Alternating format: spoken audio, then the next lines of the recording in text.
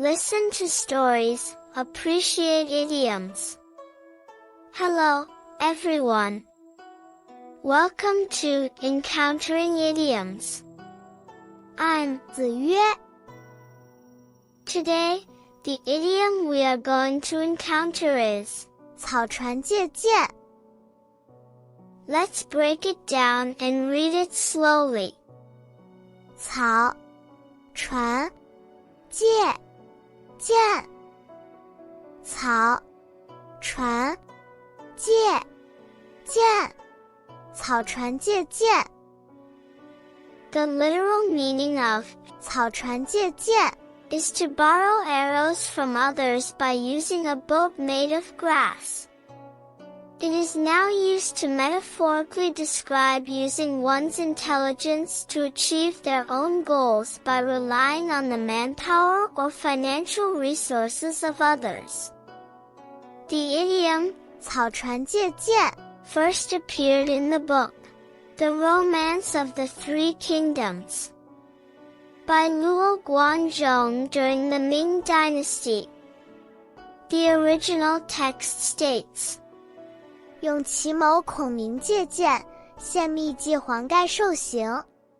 This sentence means that using cunning tactics, Kong Ming borrowed arrows, offering secret strategies, Huang Gai accepted punishment. The story goes like this. During the Three Kingdoms period, there was a proud and arrogant general named Zhou Yu. He was very jealous when he saw the strategist Zhuge Liang was smarter than him. One day, Zhou Yu asked Zhuge Liang for advice on military affairs. Zhou Yu said, I am going to fight against Cao Cao's army on the water. What weapon should I use? Zhuge Liang replied, Of course, it's best to use bows and arrows. Zhou Yu said, Yes, sir, you think just like me. But now we have a shortage of arrows in the army. I would like to ask you to make 100,000 arrows. This is a very important matter, and I hope you won't refuse. Zhuge Liang said, Since General Zhou has entrusted me with the task of making arrows, I will certainly do it. But I don't know when we will need these 100,000 arrows. Zhou Yu smiled and asked, Can you make the arrows in 10 days, sir? Zhuge Liang said, Since we are going to fight soon, making arrows in 10 days will surely delay important matters. Zhou Yu was surprised and asked, How many days do you estimate it will take to make them? Zhuge Liang said confidently, Just 3 days. Zhou Yu was amazed and said, Making arrows is a very important matter, you can't be joking. Zhuge Liang said, How could I dare to joke with you, General? I am willing to make a guarantee that if I can't make 100,000 arrows in 3 days, I am willing to accept punishment. Zhou Yu was very happy to hear this and asked Zhuge Liang to make the guarantee in person. He also set up a feast to entertain him. Zhuge Liang said, General, it's too late today. Starting from tomorrow until the 3rd day, please send 500 soldiers to the riverbank to carry the arrows. Then Zhuge Liang drank a few sips of wine and left Zhou Yu's camp. Lu Su, a subordinate of Zhou Yu, said to Zhou Yu, How could we possibly make 100,000 arrows in 3 days? Zhuge Liang must be lying. Zhou Yu replied, He made that promise himself. I did not force him.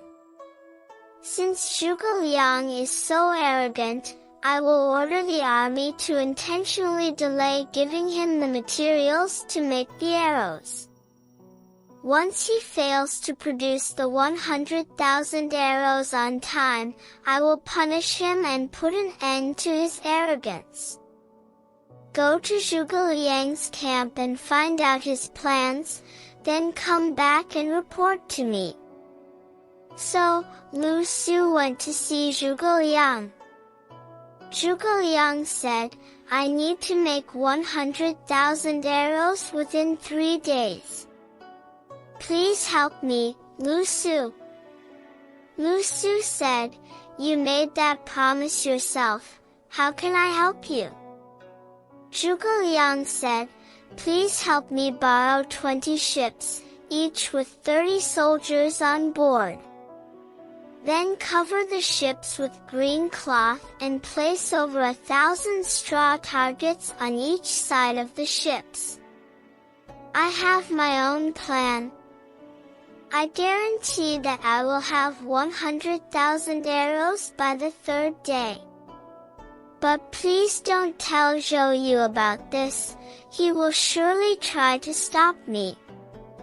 Lu Su agreed and did not mention the ships when he reported back to Zhou Yu, only saying that Zhuge Liang did not need bamboo or feathers, nor did he need glue and paint.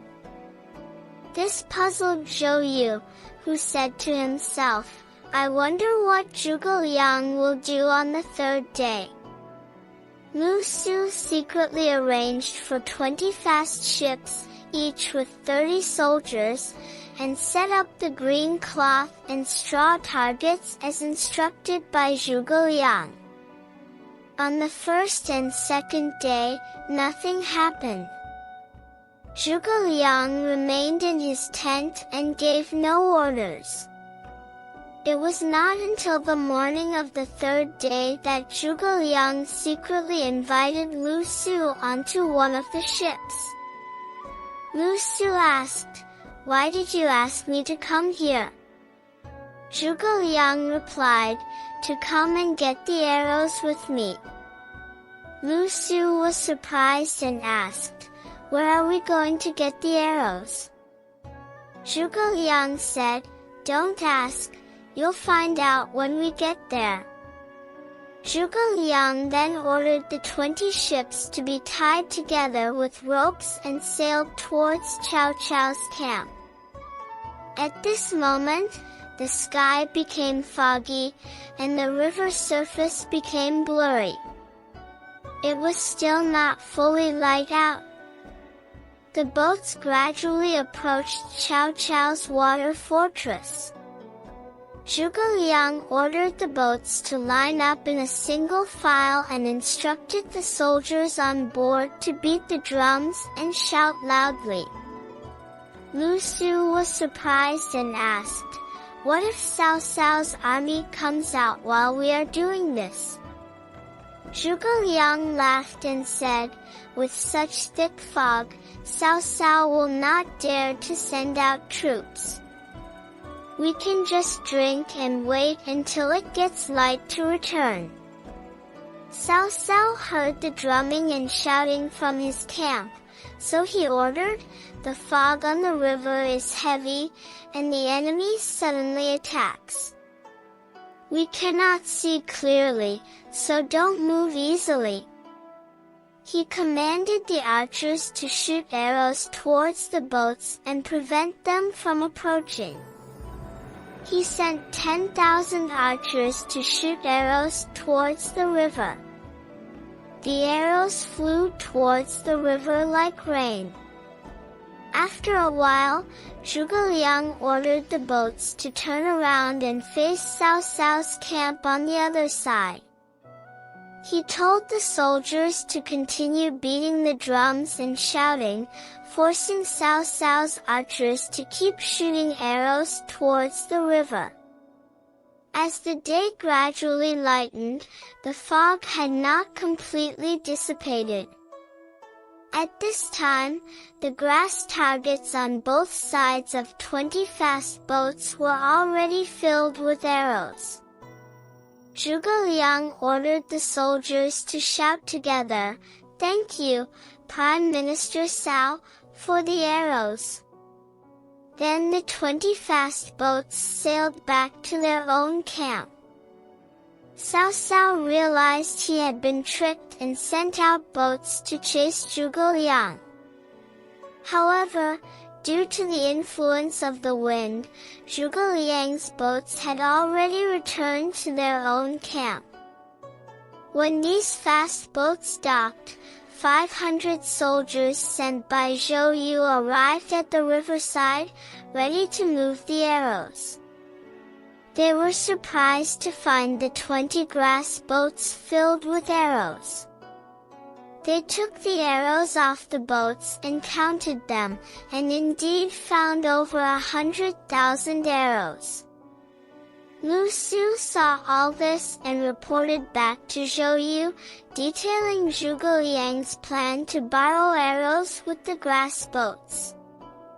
Zhou Yu could only sigh and say, "Zhuge Liang's wisdom is beyond comparison with mine." In this story, Zhuge Liang 草船借箭 borrowed 100,000 arrows in 3 days using the grass boats. There is also a story that goes like this. During the spring and autumn period, there was a wise minister named Yanzi. One day, the king of Qi sent Yanzi to the state of Chu, hoping that Yanzi could help Qi to promote friendly relations between the two countries. So, Yanzi came up with a plan. He knew that the king of Chu valued his country's horses very much, so he decided to borrow a horse from the king of Chu. Yanzi said to the king of Chu, "Your Majesty, if you can lend us a horse, we will give you a better horse as a gift."